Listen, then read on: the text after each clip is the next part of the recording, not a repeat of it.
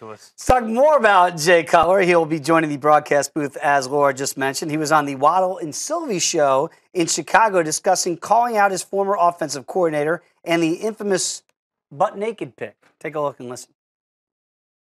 Oh, I already told him I'm going to crush every play call. He better not make the wrong call because I'm going to be all over him. Are you walking around naked all the time? We're kind of we got a lot of trees around us, so you do have the freedom to do that here. We've had a little bit of rain the last couple of days, so that's kind of kept my clothes on as of late. But I checked the forecast, and there's some sun coming the next few days. So I'm look forward to liberating myself and being my true self. So are you going to file the retirement papers? Are you going to officially do that? Yeah. I don't really know what that means. What you get, or like, do you get like a medal or a prize? No, you don't get a plaque or anything. You just, that's just a kick out the door. See you later. Thanks for coming by. Yeah, that guy's coming to a TV near you pretty soon. He's going to drop a lot of knowledge. He showed some personality there. I think he's been a guy that's been labeled as somebody that doesn't have much of one, and maybe we just haven't seen it, Scotty. Chooses not to express it. Right, we haven't seen it. Are we going to see one when he gets to Fox? Do you think this is going to work?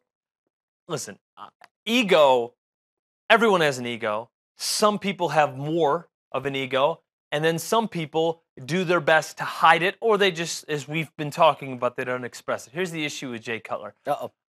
I worked with Nick Faldo for a long time. Okay, Nick was a colleague of mine at Golf Channel. My father was a writer for the 70s and 80s. Covered him extensively, and he would have gone up to Nick. My dad's one of the 4 or 5 leading writers over the course of the arc of his career. My dad could give Nick Faldo a $100 bill and say, "Nick, what is my name? If you say my name, you can have the $100. There is no way that Nick knew his name. Nick Faldo could care less about anybody other than Nick Faldo until he became a broadcaster. Then all of a sudden you need to have a larger prism. How convenient. How convenient all of a sudden your prism starts lengthening, and all of a sudden you start knowing members of the press's names. The same thing's going to happen here. I have mixed feelings about Jay Cutler. But I don't pretend to know who he is personally. That's the thing. We all assume that the laissez-faire attitude that we've seen just by glimpses on the sidelines is who he is. We don't know if that truly is what who is he his is. legacy? His legacy will be this. Honestly, his facial reaction is like, I don't know, I'm gonna skip class today.